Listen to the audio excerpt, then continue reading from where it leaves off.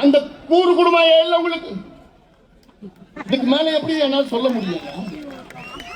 இதுக்கு மேல எப்படி சொல்ல முடியும்? இது படிச்சிருக்கு படிக்காதெல்லாம் வித்தியாசம் இல்லமா, இதெல்லாம் மனசுல இருக்கணும் அதெல்லாம். ஏன்னா இது பட்டியலின மக்களுக்கு மட்டுமல்ல, பழங்குடி மக்கள் என்று இருக்கிறார்கள். பழங்குடி மக்களுக்கு 1 விழுக்காடு இடஒதுக்கீடு தமிழ்நாட்டில், மத்தியில 7.5 விழுக்காடு. இங்க 1 விழுக்காட்டுல 36 உட்பிரிவுகள் இருக்கிறது. அந்த 36 உட்பிரிவுகள் அதுல 6-7 உட்பிரிவில் அந்த 1 விழுக்காட்டுல கிட்டத்தட்ட 3/4 எடுத்துட்டு போறாங்க. மீதி இருக்கிறவர்களுக்கு கிடைக்கல. நான் சொல்றது இடஒதுக்கீடு மட்டும் கிடையாது, சமூக திட்டங்கள், சமூக நலத்திட்டங்கள், இதுதான் எல்லாமே வேண்டது. ஏன் பிசி எடுத்துங்க, பேக்வர்ட் கிளாஸ் எடுத்துங்க, பிற்படுத்தப்பட்ட சமூகங்கள் எடுத்துங்க. இன்னைக்கு 26 விழுக்காடு, 141 சமூகங்கள் இருக்கிறது. அதுல எத்தனையோ சமூகங்களுக்கு கிடைக்கல. சில சமூகங்கள் நிறைய எடுத்துக்கிறாங்க, சில பேர் கிடைக்கல. எம்பிசி எடுத்துங்க, எம்பிசில 115 சமூகங்கள் இருக்கிறது. அதுல எத்தனை பேருக்கு யாருக்கு கிடைச்சிருக்கு, யாருக்கு கிடைக்கல எப்படி தெரியும்? நிச்சயமா அதுல எல்லாத்துக்கும் கிடைக்கணும். அதுதான் இந்த கூட்டம், அதுதான் இந்த போராட்டம். தமிழ்நாட்டில் எல்லா சமூகங்களுக்கும் அவர்களுடைய மக்கள் தொகை மற்றும் சமூக பின்தங்கிய நிலை ஏற்ப இடஒதுக்கீடு பிரித்து கொடுங்கள். ஏன்னா இப்போ தமிழ்நாட்டில் 50 விழுக்காடுக்கு மேல போயிடுச்சு. இது நீதிமன்றம் இனி தடை செய்ய முடியாது. ஏன்னா 69 விழுக்காடு நமக்கு இருக்கு. மற்ற மாநிலங்கள் 50 விழுக்காடுக்கு மேல போகக்கூடாதுன்னு உச்ச நீதிமன்றம் சொன்னதால அந்த தடையை சில நீதிமன்றங்கள் தடை பண்ணிருக்கிறாங்க. தமிழ்நாடுக்கு இந்த பிரச்சனை இல்லை. நமக்கு ஏற்கனவே 69 இருக்கு. அந்த 69க்குள்ள நியாயம் கிடைக்குதா? இல்ல கணக்கெடுப்பு நடத்தி இன்னும் அதிகமா 69ல இருந்து 80, 85 அது அடுத்த கட்டம். இப்ப முதல்ல இருக்கிறதே சரி செய்யணும். இப்போ நம்முடைய ராஜா அவர்கள், எம்.இ. ராஜா, மீனவர் சமுதாயம் இன்னைக்கு கணக்கெடுப்பு நடத்தினா, ஒரு உதாரணம் நான் சொல்றேன். இப்போ நம்ம மரியாதைக்குரிய திரும்ப கரு நாகராஜன் சொன்னாரு, எஸ்ஐஆர் 1 மாதத்தில் எடுக்க முடியுது. இந்த கணக்கெடுப்பு அதே போன்றுதான் 1 மாதத்தில் எடுக்கலாம். தெலுங்கானால 1.5 மாதத்தில் எடுத்தாங்க. கர்நாடகாவில் கிட்டத்தட்ட 2வது முறை எடுக்கிறப்போ கிட்டத்தட்ட 1 மாதத்தில் எடுத்தாங்க. தமிழ்நாட்டில் 2 கோடி வீடு இருக்கு. தோராயமா 2 கோடியா 15 லட்சம் வீடு, 2 கோடின்னு வச்சுக்கணும். 8 கோடி மக்கள் இருக்கின்றார்கள். ஒரு முதலமைச்சரா பதவி ஏற்றவுடன் உங்களுக்கு முதல் வேலை என்ன இருக்கணும்? இந்த 8 கோடி மக்கள் என்ன நிலையில் இருக்கின்றார்கள்? இல்ல எத்தனை பேர் படிச்சிருக்கிறாங்க, எத்தனை பேர் வேலை இல்ல, எத்தனை பேர் கூலி தொழில் இருக்காங்க, எத்தனை பேர் வறுமை கோட்டில் இருக்கிற, எத்தனை பேர் குடிசையில இருக்கிறாங்க? இதுதான் உங்களுடைய முதல் வேலையா இருக்கணும். அது இருந்தால்தான் அடுத்த 5 ஆண்டு காலம் அதை வைத்து நீங்கள் அந்த பிரச்சனைகளை தீர்வு கொண்டு வர முடியும். இதுதாயா நிர்வாகம், இதாயா திறமையான நிர்வாகம். ஆனா நம்ம முதலமைச்சர் இன்னும் 2 மாசம் தான் இருக்கு. இன்னைக்கு வரைக்கும் எனக்கு எடுக்க முடியாது, எனக்கு எடுக்க முடியாது, எனக்கு கணக்கு இல்லை, எனக்கு உரிமை இல்லை. எவ்வளவு ஒரு அயோக்கியத்தனம், எவ்வளவு துரோகம் இது, எவ்வளவு துரோகம், தமிழக மக்களுக்கு செய்கின்ற துரோகம். தமிழ்நாடு சாதாரணமா 50 ஆண்டுகளில் முன்னேறனா, நீ கணக்கெடுப்பு நடத்தினா 20 ஆண்டுகளில் முன்னேறும். ஏன்னா ஒவ்வொரு மைக்ரோ லெவல் அவங்க சொல்றாங்க, இல்ல மத்திய அரசு எடுக்குதுன்னு சொல்றாங்க. மத்திய அரசு எடுக்கட்டும். மத்திய அரசு எடுக்கின்ற கணக்கெடுப்பு அது மேக்ரோ லெவல், மாநில அரசு எடுக்கின்ற கணக்கெடுப்பு அது மைக்ரோ லெவல். நம்ம ரெண்டுமே வேணும், மேக்ரோ லெவலும் வேணும், மைக்ரோ லெவலும் வேணும். ஏன் நீதிமன்றங்கள் கேட்கின்றார்கள். மத்திய அரசு எடுக்கிறது தலையன்றாங்க. அது என்ன போறாங்க?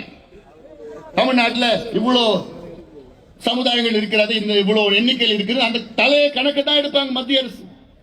மாநில அரசு தான் மைக்ரோ லெவல்ல அவங்க என்ன சமூக பின்தங்கிய நிலையில் இருக்கின்றார்கள், எவ்வளவு சோசியல் பேக்வர்ட்னஸ், எந்த நிலையில் இருக்கின்றார்கள் என்று புள்ளி விவரங்கள் மாநில அரசு எடுக்க முடியும். தெலுங்கானாவில் 75 கேள்விகள் கேட்டாங்க ஒவ்வொரு வீட்டிலையும். 75 கேள்விகள்.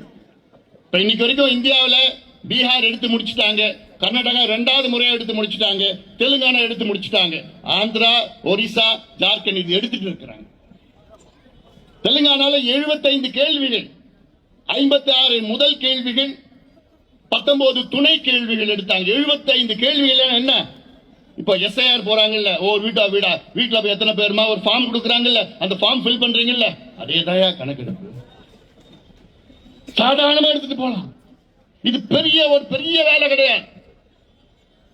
தெலுங்கானால வெறும் கிட்டத்தட்ட 300 கோடி, அவ்வளவுதான். ஒன்றரை மாதம் 2 லட்சம் அரசு ஊழியர்கள். இந்த கணக்கெடுப்பு தான்.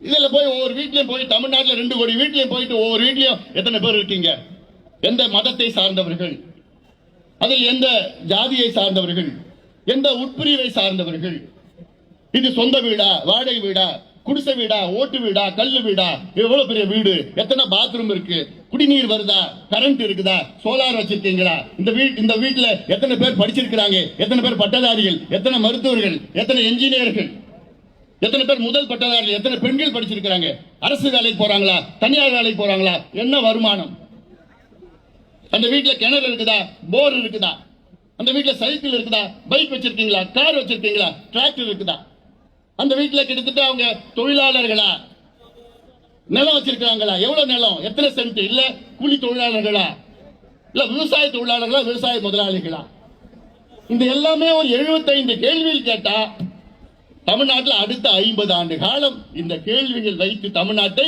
வேகமாக அனைத்து சமூகங்களும் முன்னேற வைக்கலாம். கணக்கு வேணும். ஜப்பான்ல இருந்து எவ்வளவு பறவைகள் இந்தியாவுக்கு வருது, தமிழ்நாட்டுக்கு வருது. சைனாவில இருந்து வலசை பறவைகள் எப்போ வருது, எந்த மாசம் வருது, எங்க தங்குது. ரஷ்யாவில இருந்து எவ்வளவு பறவைகள் வருது. ஆஸ்திரேலியா இருந்து பெலிக்கன் வருதா, பிளமிங்கோ வருதா, இதெல்லாம் கணக்கு வச்சிருக்கிறேன். இல்ல தமிழ்நாட்டில் கால்நடைகள் எவ்வளவு இருக்கு, அதுல எத்தனை மாடுகள் தெருவில் மேய்ஞ்சிட்டு இருக்குன்னு கணக்கு வச்சிருக்கிறேன். தமிழ்நாட்டில் எத்தனை தெருநாய்கள் தெருவில் சுத்திட்டு இருக்குன்னு கணக்கு வச்சிருக்கல.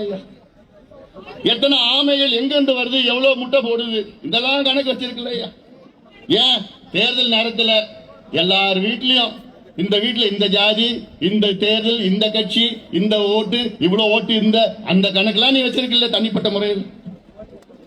இந்த பிள்ளைங்களுக்கு படிப்புக்கு, இந்த பிள்ளைங்களுக்கு வேலைக்கு, இந்த பிள்ளைங்க சுயமரியாதையோடு வாழ வேண்டும் என்ற நோக்கத்திலே ஒரு கணக்கெடுப்பு ஏன் நடத்தக்கூடாது, ஏன் நடத்த நாங்கள் மறுக்கிறீர்கள், ஏன் தடுக்கிறீங்க? ஏன்னா திமுக அப்படித்தான், திமுக அப்படித்தான். அடக்கப்பட்ட ஒடுக்கப்பட்ட சமூகங்கள் முன்னேறக்கூடாதுன்னு தெளிவா இருக்கிறாங்க. அப்படி ஏதாவது கொஞ்சம் முன்னேற்றம் 2 பேரோட சண்டையை மூட்டுருக்கோம். அதுல PhD படிச்சு வச்சிருக்காங்க, சண்டையை மூட்டு விட்டு முடிஞ்சு போச்சு. அப்புறம் அடிச்சுக்கிறது. ஐயோ, அதனால நம்ம நோக்கம் அனைத்து சமூகங்களும் முன்னேறணும். அப்பதான் நீடித்த முன்னேற்றம், சஸ்டைனபிள் டெவலப்மெண்ட் சொல்றது, அதான் வேண்டும். எனக்கு முன்பு நம்முடைய தடா ரஹீம் அவர்கள் பேசினார்கள். அவர் சொன்னார், இஸ்லாமியர்கள் ஏன் இந்த மேடையில் நாங்கள் வந்தோம், இங்கே எவ்வளவு இஸ்லாமியர்கள் இருக்கின்றார்கள் என்று தெரிந்து கொள்ள வேண்டும். திமுக இஸ்லாமியர்களை வாக்கு வங்கியாக மட்டும்தான் பயன்படுத்திக் கொண்டிருக்கிறது, வேற எதுக்கும் கிடையாது. Muslims are vote bank for DMK, அவ்வளவுதான். தேர்தல் வந்ததுன்னா அப்புறம் தான் அங்க போய் போட்டுக்கிட்டு போய் சாப்பிடுவாங்க, இதெல்லாம் பண்ணிக்கிட்டு. இப்ப சொன்னாங்கல்ல, ஹஜ்ஜுக்கு ஒரு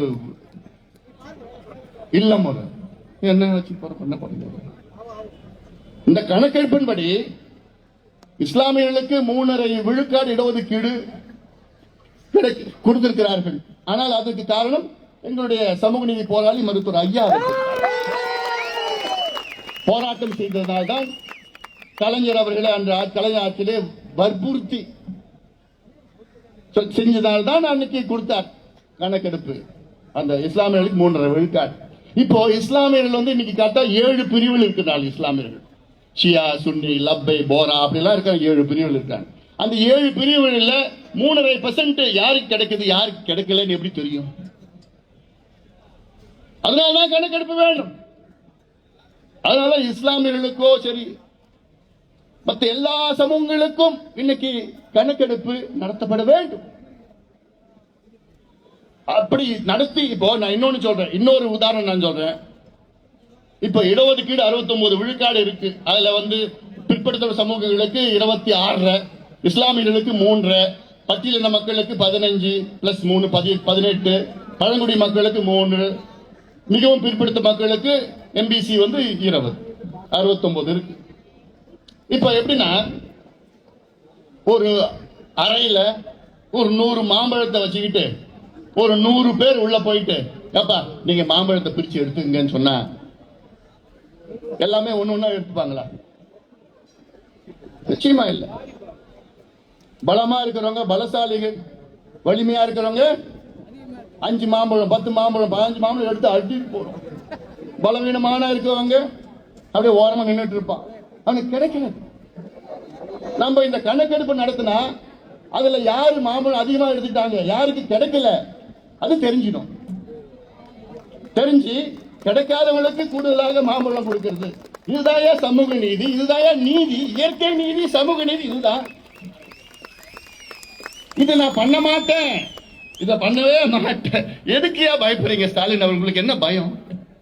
ஏன் பயப்படுறீங்க? என்ன பயம் உங்களுக்கு? எம்எல்ஏ சீட் எல்லாம் ஜாதி வச்சுதான் கொடுக்குறீங்க, எம்பி சீட்டு ஜாதி வச்சுதான் கொடுக்குறீங்க, பஞ்சாயத்து தலைவர் ஜாதி வச்சுதான் கொடுக்குறீங்க. ஏன் உங்க கட்சி மாவட்ட செயலாளர் ஜாதி வச்சுதான் கொடுக்குறீங்க, ஜாதி வச்சுதான் கலவரமே பண்றீங்க நீங்க ஆட்சிக்கு வரணும்னு. அப்புறம் எதுக்கியா ஏன் இந்த ஜாதி கணக்கெடுப்பு ஏன் நடத்த? இது ஜாதி கணக்கெடுப்பு மட்டும் கிடையாது, நான் மீண்டும் மீண்டும் சொல்றேன், இது ஜாதி பிரச்சனையே கிடையாது. தமிழ்நாட்டினுடைய முன்னேற்ற பிரச்சனை, தமிழ்நாட்டினுடைய சமூக நீதி பிரச்சனை, social justice problem of Tamil Nadu. எல்லாமே நம்ம பக்கம் சட்டம் இருக்கு, 69 விழுக்காடு இருக்கு, எல்லாமே அதிகாரம், அவர்கிட்ட அதிகாரம் இருக்கு, ஆட்சி இருக்குது, அதிகாரிகள் இருக்கிறாங்க, நிதி இருக்கு. 4.5 கோடி பட்ஜெட் போடுற திமுக 500 கோடி இதுக்காக செலவு பண்ண முடியாதா? எல்லாம் வச்சிருக்கிறாரு. ஆனால் அந்த சமூக நீதி நிலைநாட்டுகின்ற அந்த மனசு மட்டும் தான் கிடையாது.